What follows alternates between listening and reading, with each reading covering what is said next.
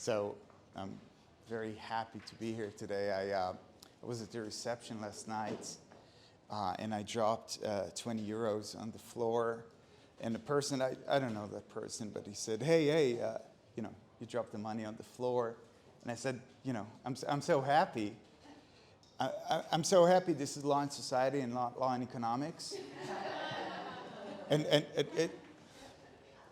And just to explain the joke, it's economists don't believe that money can be on the floor. Okay, so this is very early work in progress. Your feedback is going to be immensely helpful. We've never presented it before. Very early thoughts.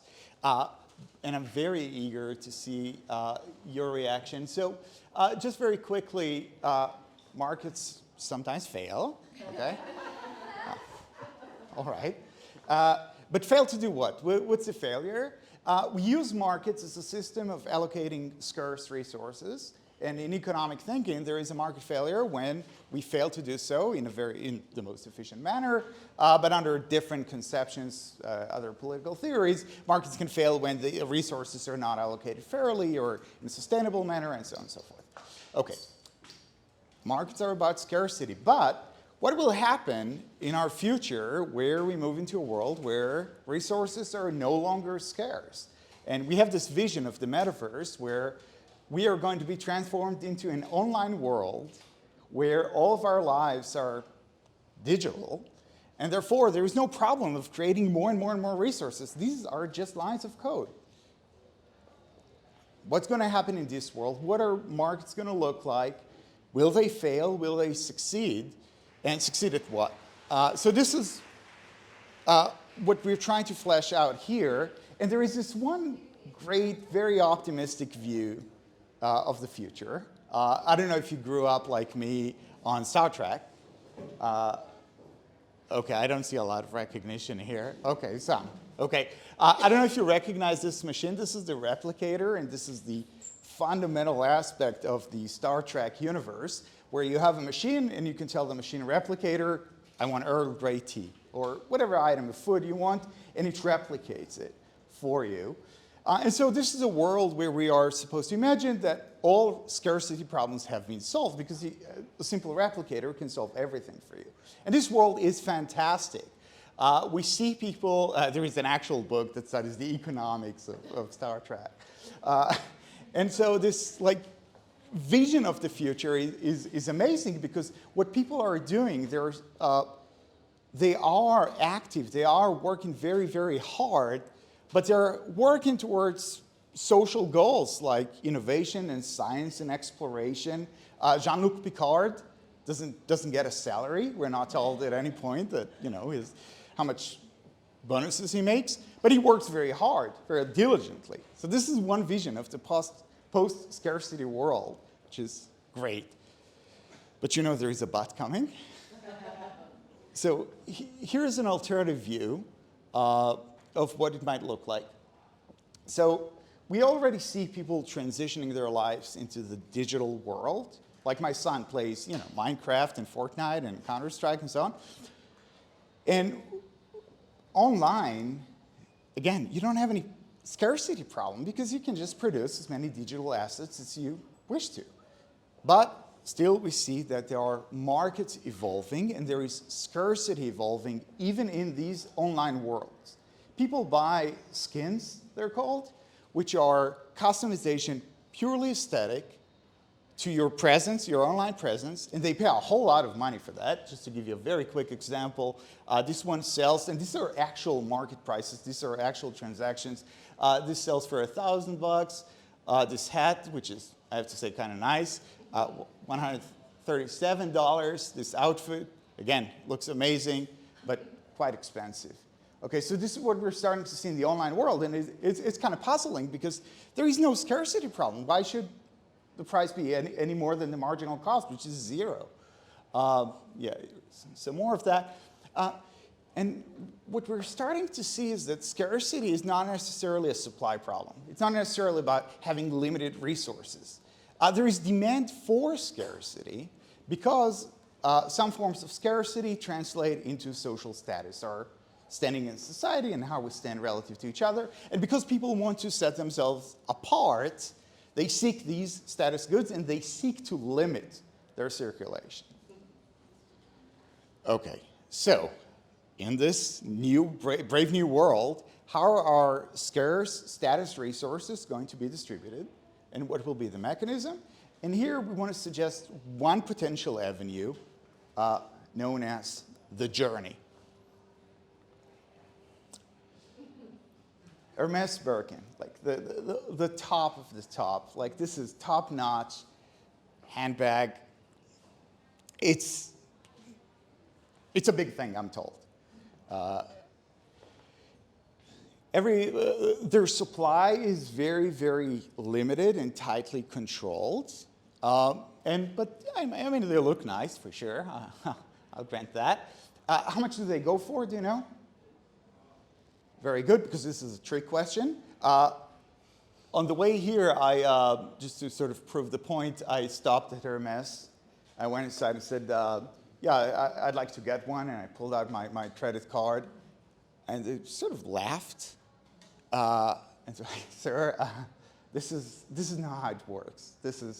You can't just go out and buy a Birkin. It doesn't work that way. Instead, their system is based on a journey.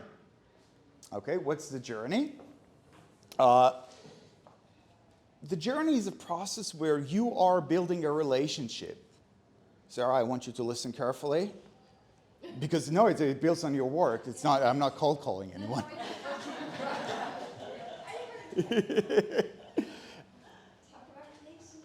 Exactly.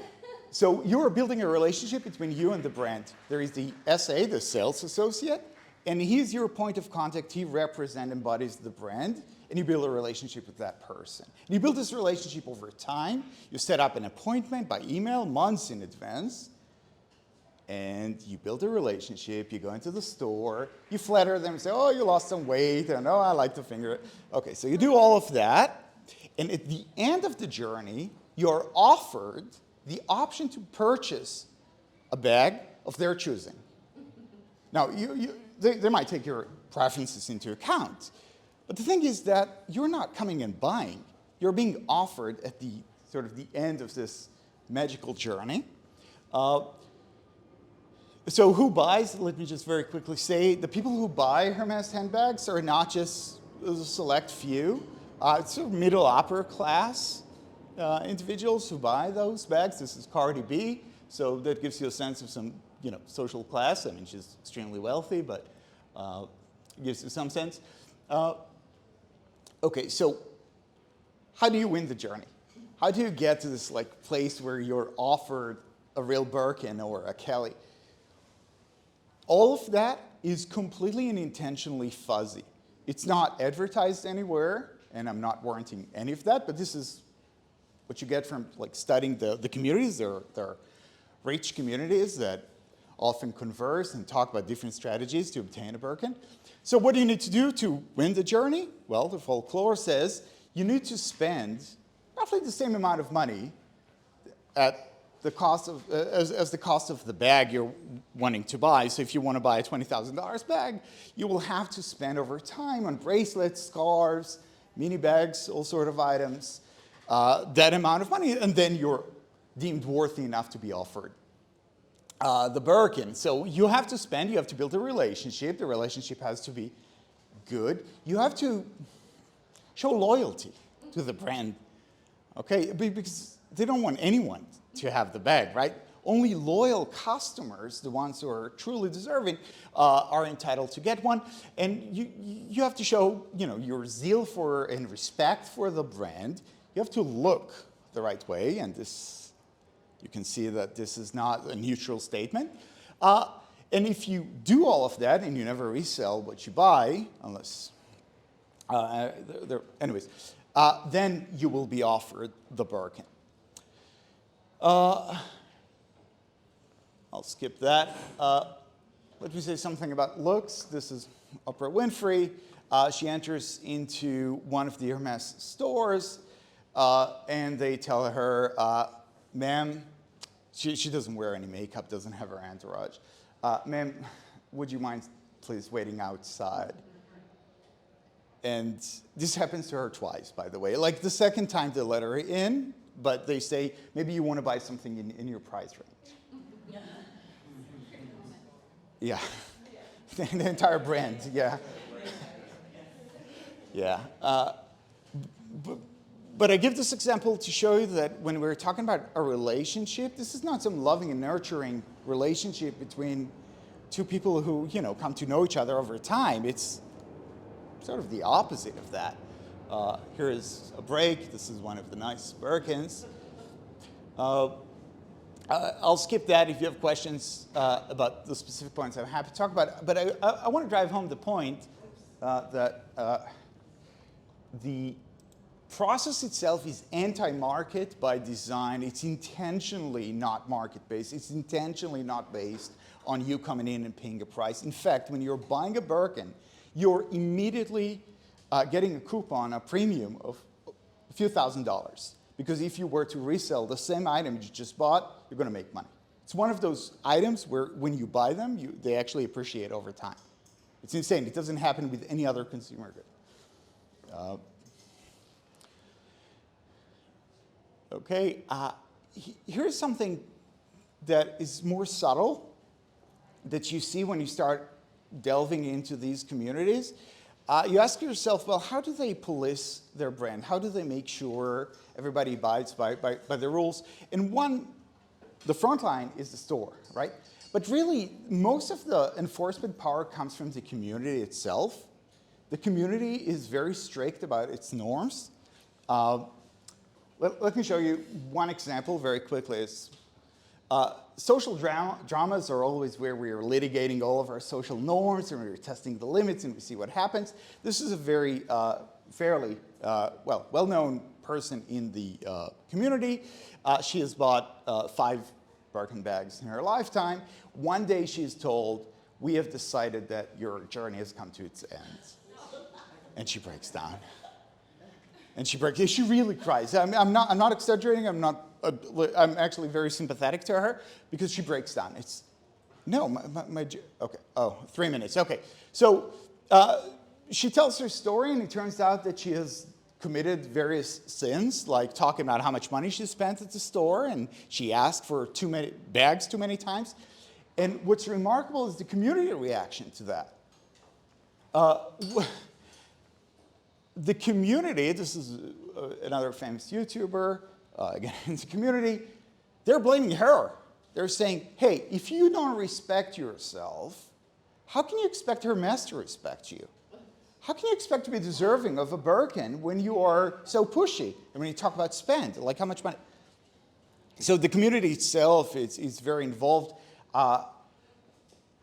Big picture, the relationship here is a toxic one. And sometimes we say we want to move away from markets and have more of an interpersonal connection, a relational contract between individuals that are based on familiarity and getting to know each other rather than the more informal mechanisms of the market. Some of these alternative mechanisms I want to suggest are predatory and toxic. They encode bigotry and racism. And so, at the very least, this is one cheer for markets, and that's the maximum amount of cheers I'm allowed to make here. And I want to suggest something even more general that applies, I think, to all of us from the various disciplines. We don't have a good theoretical framework to even think about how status goods are to be distributed. What is the right way of doing it? Do we want in the new world, in the digital world, for people to get a digital Birkin based on how much they want it? Or do we want to give it to the least well-off? What is our mechanism? Do we want to abolish all status goods in this digital world? We can't do that, but it turns out that there's a lot of demand for that, and how are we going to regulate that?